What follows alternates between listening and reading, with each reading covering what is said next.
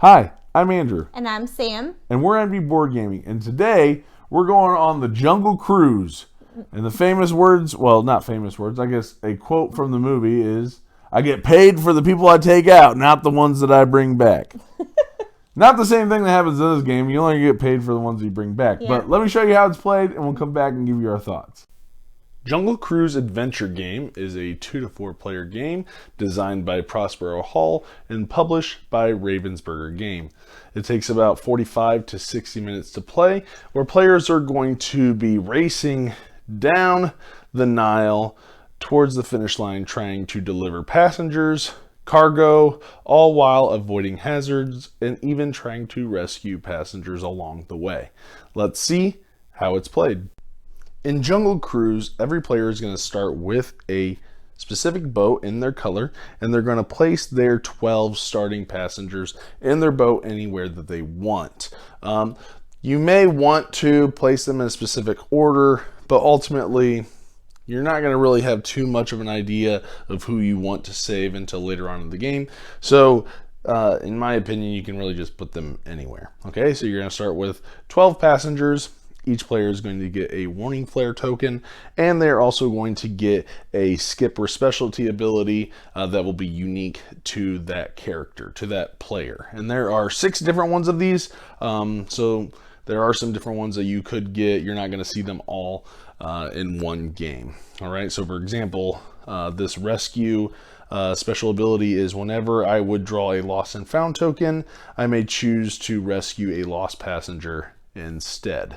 All right, so this game is going to be pretty straightforward. There's just a couple things to go over for this game, but essentially what you're going to be doing is you are going to be racing along the Nile River here, trying to get to the finish line. The first person there is going to get the highest tip token, and as you're sitting there you could get more tips potentially, but what you're trying to do is trying to deliver as many passengers or cargo that you're going to be collecting, as well as, you know, avoiding any hazards, and even trying to find clues on a specific family that you want to deliver to the finish line. Because as you can see with these passengers that you have, they're going to have some different symbols on their tile, and that tile, there's going to be one that is very specific that is going to earn you additional points at the end if you successfully got that passenger to the finish line. All right, so let's jump in and see what a typical turn is going to look like. Now, a turn of Jungle Cruise is going to be broken into 4 different steps. The first step is rearranging your boat, which is pretty much what it means. You're going to be able to move these tiles around into different sections and different seats. So the most you can have in your boat is 12 passengers / cargo, and you may want to move them around. Just so you know, the center portion of the boat is the safest for the passengers, but there are 4 different sections, each of them holding only 3 things. So you have the port, you have the center, you have the starboard, and you have the stern, and you can move them around freely. Now, why you might want to do that, I'll get to a little bit later, but some of these passengers will become more valuable than others, or maybe you want to save the cargo more, which we'll talk about in a little bit as well. So after you have rearranged your boat, the next thing you're going to do is you are going to roll for speed. And the way that that's going to work is you are going to roll this dice and see how many spaces you move. In this case, it's 2, so I go 1, 2. If you were to go to an outpost, you must stop at the outpost, or if you were to stop up here, I'll show you, there are these little clue spaces, you must stop there as well. While you're moving, the path may divert into 2 different directions. You can freely choose which direction you wish to take when moving. Now, after you have finished your movement, you are then going to navigate the jungle, where you are going to draw these navigation cards. You will always draw 4 cards no matter how many spaces your boat has moved. And what you're going to do is you are then going to choose how many cards of these 4 to resolve. And the way you're going to know how many is going to be based on the number of your movement. So if my boat moved 2 spaces, I have to deal with 2 hazards. If I move 4 spaces, I'll move 4 hazards. However, if in your navigation cards, 1 is one of these events, you must resolve this, and this does count towards your number of cards to resolve. And these may be good, these may be bad events, it just kind of depends, but if you ever see these, they'll always be in a horizontal orientation, whereas the hazards are going to be more vertical. So you must resolve this, but this does count towards your total of cards that you have to resolve. Then, looking at the remainder cards, the hazards that is going to be the ones that you're going to encounter the most, you're going to choose which one to deal with. And when you're trying to choose, there's going to be a couple different things to look at on these cards. One is going to be the danger level. And these are going to determine how many of these danger dice that you're going to have to roll. So each X is a dice that you'll have to roll. All right. The other part is going to be the section here, which is what part of your boat is going to be affected. All right. Some will have multiples, but roughly, I don't think there's a single card that affects the center. I could be wrong there, but I don't think there is a card that affects the center of the boat. So what you're going to do then is you're going to pick probably the ones that have less danger. You're going to roll that number of dice, and depending on how many of these exclamation points you roll, that's how many things you're going to lose in that section. So then looking at your boat, you will remove the passengers of cargo or cargo from that section. So if I resolved this card here and I rolled these 2, I would have to get rid of them. However, instead of doing that, I could spend this warning flare, flipping it over, showing that I used it, and that allows me to re-roll my dice, and, well, not very lucky, still got 2, so I still choose 2 to lose in this section. All right? After you have finished navigating the river, then, or I guess encountering the jungle, we already navigated the river, then that's the end of your turn, and you'll go on to the next player. All right? Now let's talk a little bit about well, before I do that, I do want to mention that the passengers or if they were cargo, they get removed from the game. However, there are passengers that get knocked off the boat, they become lost, and they're going to come over here alongside the board and can potentially be rescued later on in the game. So let's talk a little bit about how outposts and clues work in the game. Now, on the game board, there are 4 different outposts. Here's 2 of them. There's 2 more over here on the other side of the board. But when you move, let's say I was here, right? And I rolled a 4. I would only end up moving 1 space because you must stop when you land at an outpost. And the same thing will be true with the clue spaces if you encounter those. You will still, have to navigate the jungle and deal with those hazard cards. But after you have done that, you are then going to be able to reload your warning flare if you had used it, so you'll flip it back over, and then you're going to be able to make 2 decisions. Do I want to take a cargo from the outpost, and there will be 1 of each type at every single outpost, or I can rescue a lost passenger. So that's how that works, and that way you can then put them back into your boat, but you just get to rescue 1. All right, so that is how the outposts are going to work. Next, let's talk a little bit about the clues. Now for the clues, they are all going to be near these little mailboxes. And again, when you go to them, you must stop. So if I rolled a 4, I would still only move 3 spaces. And when you go there, you will get a chance to look at this clue. And what it's going to have is one of the symbols that you are going to find on these passengers, okay? And this symbol is going to mean that this is not the family that is chosen to kind of take over the river cruise, because you are looking for a specific type of passenger that is going to match the clue token at the very end. So there is a set family that is going to be worth 5 points instead of 3. Okay, so we know it's not this river tile. Okay, so if you have to get rid of passengers, you might want to get rid of the River family, the Doyle family, in attempts to try and save the more valuable passengers when you do lose them. So that's how the clues work. Now, one other thing I do want to talk about when it comes to moving around the board that I didn't cover was when you finish your movement on an empty space. So if you're not at an outpost, you're not at a clue space, you do have the when you're there to collect lost and found. So what you're going to do is you're going to choose one of these tiles on the lost and found stack. You're going to flip it over. If it's a cargo, you get to add that cargo to your ship. If it is a lost and found token, you are then going to choose one of the passengers that had been lost, and you will then be able to rescue them if you have space to even put them in your boat. If you don't have space, you won't draw a token. All right. And so what you're going to be doing is you're going to continue to do this all around the board until you get to the finish line here at the end. So let's talk a little bit about how the end of the game works. So when you finally get to the finish on the board, you are going to be essentially done with the game. You will collect the highest scoring tip token there, and on any future turns, you are going to simply take another tip token if the game is not over, meaning that people do not finish, because the game is going to end in two different ways. Either when all of these tip tokens have been claimed, or when everybody has finished the race, I guess, the river cruise, okay? So if you finish and you're still waiting on the players, your next turn comes around, you take the next highest tip token, and these are going to be worth points at the end of the game.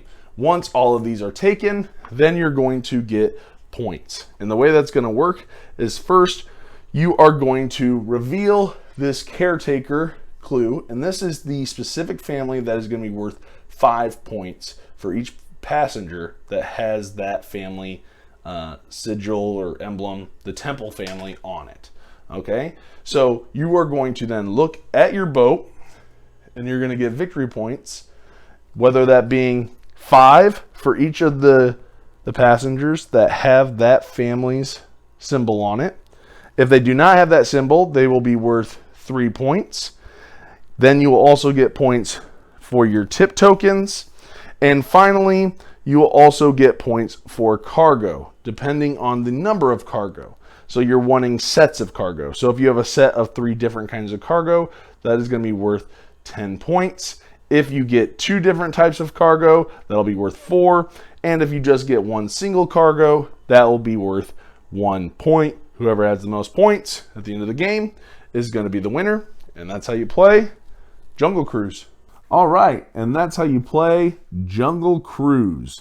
So, what are your positives? We're just going to jump right in. What are your positives of this game, Jungle Cruise? First, well, let me ask, did you feel like it was like the ride, because it's based off of the ride, which there's now also a movie. Yeah. So did you feel like playing Jungle Cruise felt like Jungle Cruise? It felt like the movie Jungle Cruise. Like, I feel like You mean the first 4.5 minutes of the movie? Yeah. Oh, Well, yeah. no, just in general, you know, how they're going down the river and like running into all this kind of crazy stuff that's happening.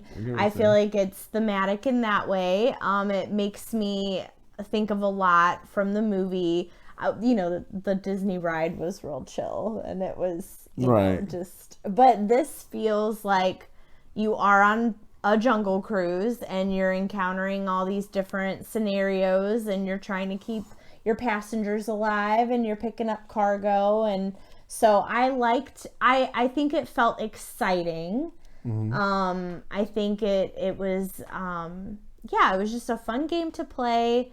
I did like the way that you played the game as well, and that you each kind of had your own different like abilities, but it was more of like you could take a different direction if you want to go like the shorter route, but then if you go the shorter route, you're skipping like important things like the clues and stuff like that, because that was something that I did during the game where I kind of like was like, I'm just gonna wing it and I'm gonna try to get there first, but I skip the clues and stuff. But it's cool because it's like you get to pick whatever route really you want to go, and it can be very different. So I liked the game. I felt like it was, it was exciting to play. I didn't feel bored or anything playing it. Okay. The positives are, I mean, to me, it's more, in correlation, I guess, with the ride in the movie a little bit, because it's very tongue-in-cheek, you ride the ride, it's all about the jokes. In this game, every single card has the jokes. That was a positive. Right. Like, it had, like, a corny joke on, like, right. each So card. if you like that, after a while, but, I mean, that's gonna wear off, obviously. Yeah. If you play the game a lot, you're like, oh, I already know this joke. Oh, I already know this one, And the same thing, like, if you ride Jungle Cruise at Disney, you're not riding it because it's not a thrilling roller coaster. You're there for the entertainment. And for me, you get the Jungle Cruise game because you like Jungle Cruise, and that's why you got it. And then you get the game to say, oh, I got it, and I played it. And I think, it's positives-wise, I mean, I'm kind of stretching here. I don't have a lot of positives for this game, in all honesty. I don't. I mean, I guess the components are nice a little bit. Overall, I didn't really care for it too much. It's very luck heavy. I'm just going to jump into my negatives because I don't have a ton of positives. It's tongue in cheek. It's a fun game that you'll want to play once, and then you might in a year play it another time, maybe. But with this game, it's all luck pretty much. You have your ship. You can rearrange it. I mean, obviously in the beginning your ship is filled. Your boat is filled. But later on, when you inevitably lose passengers or cargo gets knocked off, you can move around and try to, mitigate your luck a little bit and just hope. But then again, you're just hoping you get lucky by spreading all your eggs out into different baskets or trying to put them all in one basket and hope that basket doesn't get hit because the cards that you get are going to damage. But so you roll to move. And so you want to get to the end faster to get more points, but the faster you move, the more hazards you get. So then you're more likely to lose stuff. And the hazards are random. You could get no hazard whatsoever. You could get 1 or 2 or 3 hazard dice you have to roll. And so it's luck on what you roll to move. It's luck on what hazard cards you get, and then it's luck on the hazard dice that you roll and how many things you lose. It's a lot. And at the beginning you're just kind of, well, who do I need to keep? Who do I not need to keep? And so you're kind of racing around. I mean, you have those warning flares or whatever you can use to help with a little bit of the luck, but I mean, ultimately, I feel like you almost have to go and figure out what the clues are in order to. I feel like you're doomed if you do or don't. I don't know. I just felt like I always had to go for the clue. I was trying to get the cargo. I don't know. It was a roll and move game, and that was about it. It was a roll and move, roll and lose stuff, roll and more roll. And so I mean, eventually you find out what family you need to get, but overall, I was just kind of like, okay, this game could almost play itself, kind of, other than deciding which passengers to get rid of and which to keep. So, but again, you don't know that unless you go and get the clues and you find out exactly who you need to keep. And in the end, but then again, do I need to go all the way out and get that? Because then there are 5 extra points, whereas if I just keep everybody I need, I get 3 points. Right. And I hurry back. I don't know. I didn't really think it was. It is what it was. It wasn't anything I was that excited about. It wasn't. This is a game that I thought I had looked up. It wasn't one that it was a Christmas gift and everything, which I appreciated, and I liked playing it, and it was fun playing it with the family. It was just not a game that was that exciting to me, and so and all of us that played too on Christmas, we all agreed that we liked the other game better than this one, right? Because we were like, it was okay, right? So I think that's a negative for me. Is it is like all luck based, and I didn't like that because, well, if you're just rolling crappy, then you know, you're just going to do crappy. Whereas, Right. you know, there's really not much you can do to mitigate the luck in the game. Yeah, Right. and then if you shoot out in front of everyone else and then you don't look at clues, like I thought I could just wing it and it didn't work out. Right. So it's like you have to like look at the clues, and I can see I think this is a good family game. Family weight game. I think, you know, smaller kids like could understand it, and it would be, and if you like the movie, you know, it would be something fun. Right. Or this And I would think be a that's game. what this was. The movie was coming out, and they're like, "Hey, let's make a game. Yeah. We're gonna make some money off of this." I don't think they thought it And out that just well. wasn't- I just feel isn't like that good. they probably they released the game and the movie came out and stuff, but I feel like Felt like they a cash could have grab. made it more than what it was. Right. I think because with Jungle Cruise, like you It could could have been it could have better. been like like with all the stuff you could have added to it. And I normally like Ravensburger games. Mm-hmm. You know, I normally have a pretty good feel for the games that they come out with. This is one that just fell flat for me. Yeah. This is not one. So I mean, I'm just gonna jump right into my final score. I give this a 4. This is a 4. A 4. Definitely a 4. I played it once. I feel like I got everything I could out of that one play. I might play it one more time, but in all honesty, I've gotten everything that I can out of the Eli game. might It was a fun want you to experience. keep it around until he can play it because he does love Jungle Cruise. I'm hoping by the time he can play it, there'll be a different Jungle Cruise game. All right. So yeah, I give this a 4. It's meh. It's meh. Okay. It's meh at best. Okay. I'm going to give it a 5. I thought it could have been better. It was okay, but yeah, a 5. Yeah. And anyway, that's Jungle Cruise. No, I'm just so yeah. If you have young ones and you know they like to do roll and move kind of games, I would say, you know, feel free to check it out. Maybe a Maybe good you really kids like game. maybe you really like the movie or really like the ride or something. To me, it felt like a cash grab. There's not really much of a game there for me. That's just me. And so that's my thoughts. So like, comment, subscribe. Let us know what your thoughts are. Click the little bell icon so you get a notification every single time we post a video. And we will see you guys on the next one. Thanks for watching. Bye.